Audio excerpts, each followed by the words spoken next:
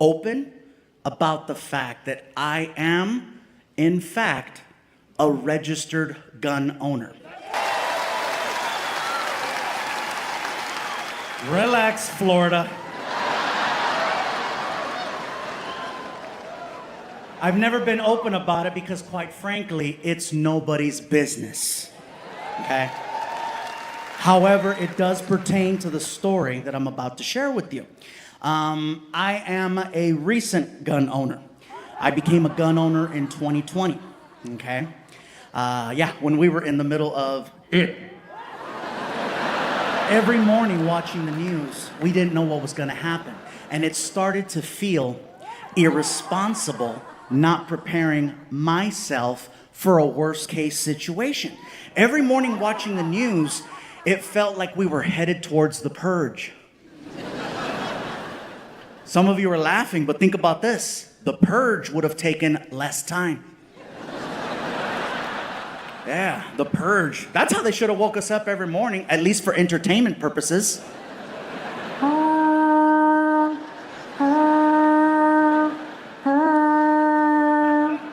I'd like to thank you for your participation in the pandemic. The local time is 7:45 a.m.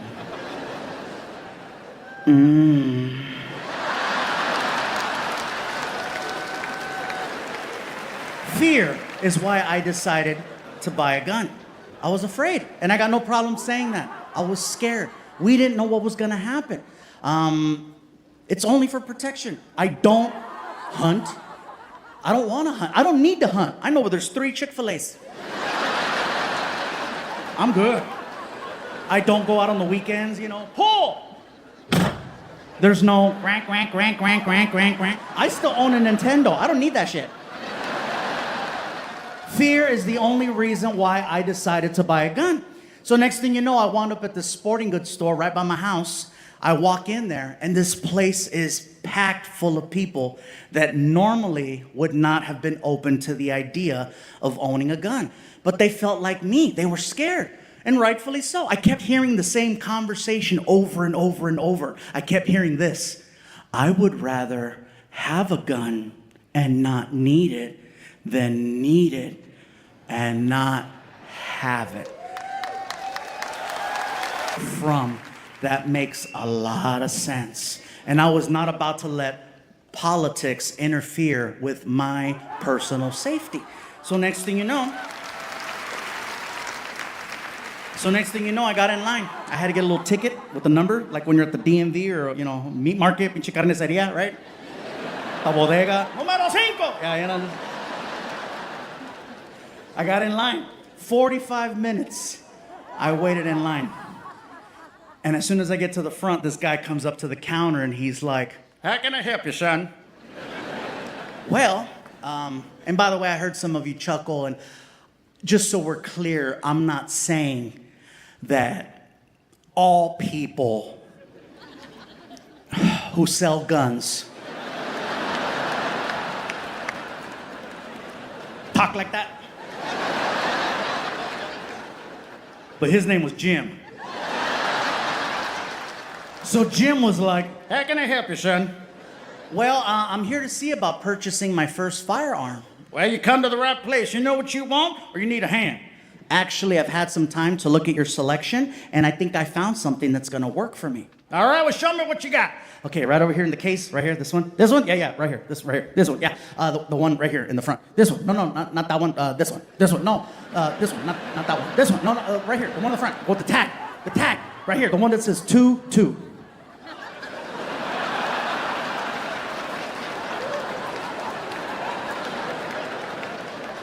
I'm sorry, did you just call that gun a 2-2? Yeah. What? Jim, right? Jim, don't look at me like I'm crazy, dude. I'm just reading the tag. It says it right here. Look, right here in the front. It says 2-2. You mean a 22? Well, yeah, I guess. 2-2, 22, same thing. Son, I hate to break it to you, but there's a big difference between a 2-2 and a 22. But hey, this is California, so whatever floats your boat, son, all right? Now, is there any particular reason why you have selected a choo-choo? Well, as impressive as your selection of guns here is, I recognize a lot of them from movies. It's a bit much for me. I'm very simple.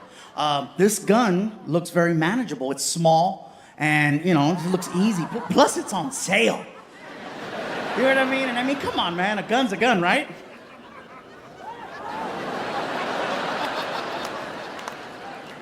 Not exactly. Is this not a good choice? Son, you want my personal opinion or you just want to buy it and be done with it? No, please tell me if I'm making a mistake. Is a 22 a good gun or a bad gun? Son, in my personal opinion, you're better off tickling them as far as I'm concerned. All you're gonna do is aggravate the situation. Okay, you're just gonna piss them off is what I'm trying to tell you. Well, Jim, listen to my thought process. My whole idea for the gun is I'm gonna use the gun more so like as a deterrent. So if somebody breaks into the house, they're gonna see this big, bald Mexican holding a gun, and then they're gonna think twice and then rob my neighbors instead. Son, if somebody breaks into your house and they have a gun, they're gonna know you're holding a 22. And I'll tell you what's gonna happen. They're gonna take it from you. And they're gonna beat the holy hell out of you with it, right? And the beating you're gonna get from a 22 is gonna hurt a hell of a lot more than the bullets coming out of a 22. That's for damn sure. Now listen, I don't know you, but I think I know your situation. And correct me if I'm wrong. You wanna protect your home. Yes, Your family. yes, Your valuables. yes. All right, follow me. I think I got just what you need right here, okay? You see this right here? This here's a 9mm to start, okay? A 9mm is a solid firearm. 2 to the chest, that man is going down 10 out of 10. However, I got this special military grade ammunition over here. I got this here bullet. It's called a spreader. Yeah, that's what I used to call my ex. Oh, she was a real pistol, too. Let me tell you, that's why I had to move here to California. She'll never find me here. So, this bullet, when it comes out the chamber, it opens up. And when it hits, it'll leave a hole about yay big. And stupid me, I said this. I said, people survive that? Survive? Survive? Son, you don't want them to survive. You want them dead as fried chicken as far as I'm concerned. I said, I don't want anybody to die. You don't want anybody to die? You guys hear that? You hear that? He don't want anybody to die. Yeah. Oh, yeah, you know who he voted for.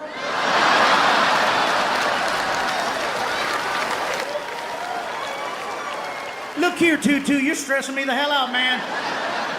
I want to help you, but you gotta want to help yourself. So listen, I'm gonna do everything in my power to get through this. I'm gonna paint a picture for you, okay? Your home. Someone breaks in to your home. They have a gun. You have a gun. You have already told this person to leave or you will shoot. And they're not leaving. Matter of fact, they're doing the complete opposite. They're getting closer and closer and closer and closer. Now they're so close you can see the whites of their eyes. This individual is standing directly in front of you. You can see each other.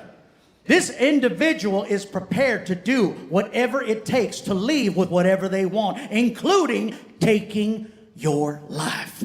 My question to you is, are you prepared to do the same? Are you willing to protect your family, your home, your valuables, and most importantly, yourself in this situation? What are you gonna do?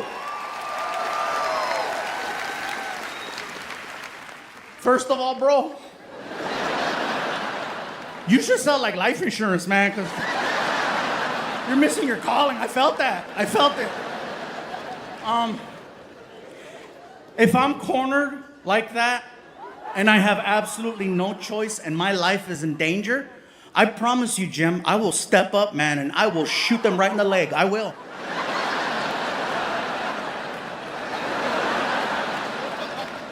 You really think you're gonna hit the leg, Mr. First-Time Gun Owner? Hey, if I buy that bullet you're trying to sell me that covers that much, up close, I could hit a leg.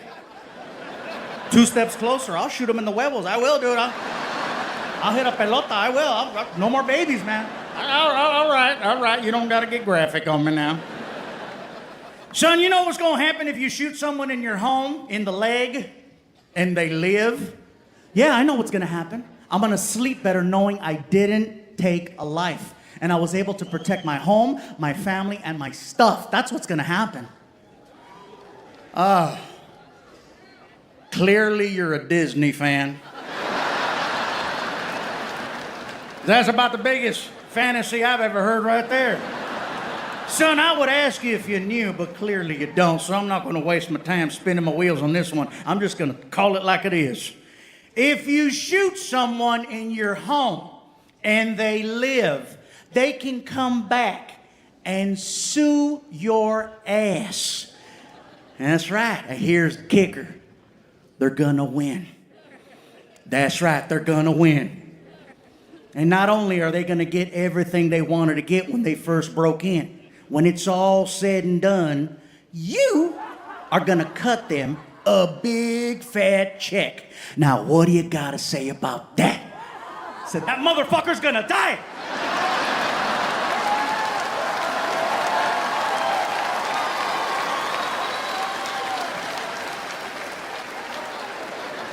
He got excited. Now we're talking. I found out something that day. I found out that people that sell guns are a lot like people that sell used cars. They play on your emotions and then they start to upsell you and make you buy things you don't want or need.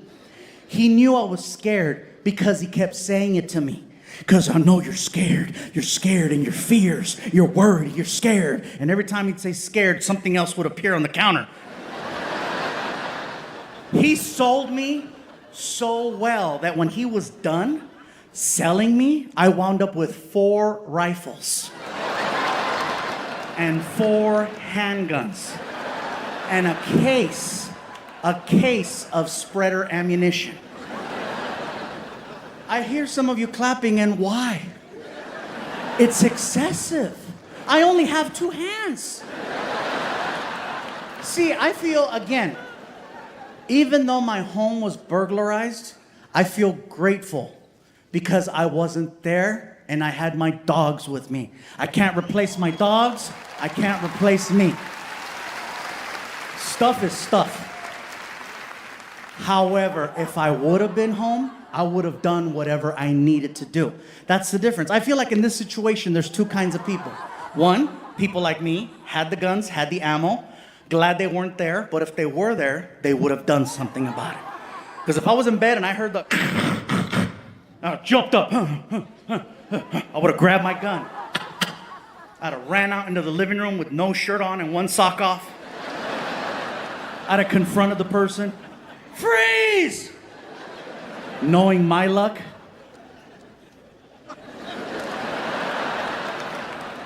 Fluffy? I said freeze! Oh, you're funny, bro. You're funny. Get on the ground! Ooh. Don't make me shoot you. Hey, Beto, get in here. You'll never guess whose house this is.